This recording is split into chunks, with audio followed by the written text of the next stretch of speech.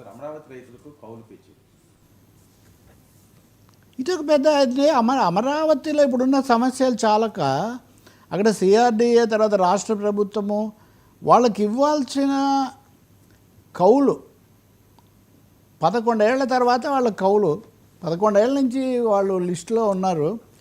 11,000 మంది కౌలు నిలిపేశారండి. ఇప్పుడు 11,300 పేచీలు ఏమని మరణ ధృవీకరణ ఉన్నాం బతికున్నాం అని చెప్పడం, వారసత్వము, మ్యూటేషన్లు జరిగితే మ్యూటేషన్లకు సంబంధించినవి ఇవన్నీ చేయాలని 11 ఏళ్ల తర్వాత పేచీలు ఏంటని వాళ్ళు ఆశ్చర్యపోతున్నారు. ఫ్యామిలీ మెంబర్ సర్టిఫికేట్ ఇస్తేనే చెల్లింపులు అన్నారు, ఇచ్చారు. కానీ ఇంకేం జరిగిందో మాకు మ్యూటేషన్లని కూడా చెప్పాలి అని చెప్పారు. సో వాస్తవ ఓనర్కే మేము ఇప్పుడు పెన్షన్లు ఇస్తాము, మ్యూటేషన్ జరిగేది వేరే వాళ్ళకి పోయి ఉంటే మీకు మేము పెన్షన్ ఇస్తే మళ్ళీ అది వాడొచ్చి మా దగ్గర పేజీ పెడతాడు కదా అని. సో దాంతో కొత్త సమస్య వచ్చి రైతాంగం చాలా చాలా ఇబ్బంది పడుతున్నారు. 11,000 మంది అంటే చాలా ఎక్కువ కదా. రైతులు త్యాగం చేశారు, దానికోసం పోరాడారు. కాంపిటెంట్ అథారిటీ దగ్గర నుంచి వాళ్ళు సర్టిఫికేట్ ఇస్తేనే మేము కౌలు తీసుకుంటూ వచ్చాము. ఇప్పుడు హఠాత్తుగా ఫ్యామిలీ మెంబర్ సర్టిఫికేట్ అంటే మేము ఎక్కడి నుంచి తీసుకొని వస్తాము, మాకు బకాయిలు వేయకుండా మాకు 2 విడతల్లో వేస్తామన్నారు. మొదట 21,560 మందికి వేస్తే వాళ్ళలో ఒక 800 మందికి బ్యాంకులు పెండింగ్లో పెట్టాయి. 25,000 మందికి వేస్తే బ్యాంకులు 800 మందికి బ్యాంకులు పెండింగ్లో పెడితే 11,900 లేదా 868 మందికి రెండో దశకు చెల్లిస్తామని వాటిని ఇప్పుడు ఆపేశారు. సో ఈ విధంగా ఒక తీవ్రమైన ఈ అండర్ ప్రాసెస్ పేరుతో ఇంతమందిని పెండింగ్లో పెట్టడం అనేది రైతులను చాలా ఆందోళనకు గురి చేస్తుంది. దీని మీద సమగ్రమైన సమాధానం కూడా లేదు. 4 ఏళ్ల తర్వాత ఇప్పుడు వచ్చి మాకు పెన్షన్ మీద కొత్త పత్రాలు అడిగితే మేము ఎక్కడి నుంచి తెచ్చిస్తాము. ఇది ఒక విధంగా సమయం కాలం గడపడానికి మమ్మల్ని ఇబ్బంది పెట్టడానికి చేస్తున్నారు అనేది వాళ్ళు తీవ్రమైన ఆందోళన చెందుతూ ఉన్నారు.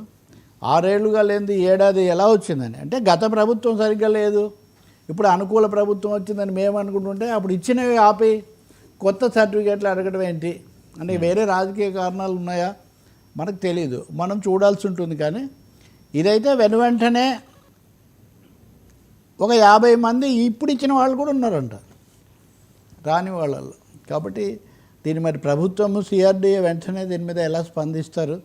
రైతుల్లో అసంతృప్తి కొని తెచ్చుకోవడం మటుకు ప్రభుత్వానికి మంచిది కాదు, రాష్ట్రానికి అసలే మంచిది కాదు.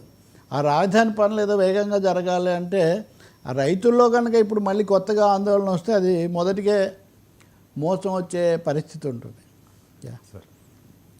సార్ రేవంత్పై కథ సింగపూర్ కూడా ఈ క్రమంలో రైతులకు ఇలా ఉంటే సింగపూర్ పర్యటనలో చంద్రబాబు నాయుడు రండి వాళ్ళకి చాలా ఆఫర్లు ఇచ్చారు. కానీ ఎన్ని ఆఫర్లు ఇచ్చినా కానీ సింగపూర్లో ఈయన్ను కలుసుకున్నటువంటి అధికార మంత్రి టాంగ్ సీ లీ దానికి మటుకు ఒప్పుకోలేదు. మేము ఒకప్పుడు అమరావతి నిర్మాణం కోసం మీతో కలిసి కన్సార్టియం ఏర్పాటు చేసాము నిజమే, కానీ మేము 2019లో బయటకు వచ్చేసాము ఇంతవరకే చెప్తున్నారు వాళ్ళు. మేము మళ్ళీ ప్రవేశిస్తామనే మాట వాళ్ళు చెప్పడం లేదు. అందుకని చాలా ఆఫర్లు చంద్రబాబు చెప్పినా సారీలు కూడా చెప్పినా కానీ సింగపూర్ ప్రభుత్వం అయితే అమరావతితో లింక్డ్గా మేమేమీ చేయడం లేదు అని చెప్పారు. కానీ ఆశ్చర్యంగా ఆయన ఒక ట్వీట్ కూడా చేశాడు ఆ టాంగ్ సీలీ అని. ఆయన దాన్ని పెట్టి మళ్ళీ సిద్ధంగా ఉంది అమరావతికి అని చాలా పత్రికల్లో ఇంగ్లీష్ మీడియా జాతీయ మీడియాతో సహా వార్తలు ఇస్తున్నారు. మనం నిన్న మాట్లాడినట్టు మేము గృహ నిర్మాణం చేస్తాము, ప్రపంచ బ్యాంకు పథకాల్లో పాలు పంచుకుంటామని చెప్తున్నారు వాళ్ళు. మీరు ఇక్కడ ఒక లింక్ గమనించండి. ప్రపంచ బ్యాంకు నిధులు విడుదల చేసి ఆ పని సింగపూర్ చేసేటైతే నేరుగా ఆ ప్రైవేట్ కంపెనీకి ఆ కంపెనీకి పోతాయి అవి ఆటోమేటిక్గా ఆ మనీ వీళ్ళ ద్వారా అయినా సరే. కాబట్టి ఇక్కడ ప్రపంచ బ్యాంకు లేదా బయట నుంచి నిధులు రావాలంటాము, సింగపూర్కి ఆ పనులు అప్పగించడం ఎలా జరుగుతుంది అనేది ఒకటైతే మళ్ళీ గతంలో లాగా కామన్ కన్సార్టియం ఏర్పడే అవకాశం మటుకు లేదు. అమరావతికి సింగపూర్ నో అన్నదే మనకి ఇక్కడ కనిపిస్తుంది. మరి వాళ్లకు ఆఫర్లు ఎందుకు ఇవ్వాలి? దానివల్ల ప్రజలకు రాష్ట్రానికి ఏం మేలు జరుగుతుంది అది చాలా సందేహంగా ఉంది ఇప్పటికి కూడా. ఆ పరిష్కారం ఏం దొరకట్లేదు. మీరు గమనిస్తే చంద్రబాబు నాయుడు కూడా లేకపోతే లోకేష్ అందరూ ఉన్నారు, నారాయణ కూడా ఉన్నారు కదా, వాళ్ళు కూడా సింగపూర్ మళ్ళీ అమరావతికి వస్తుందనే మాట వాళ్ళు ఏం చెప్పడం లేదు. జాయింట్ వెంచర్స్ ఇవే చెప్తున్నారు.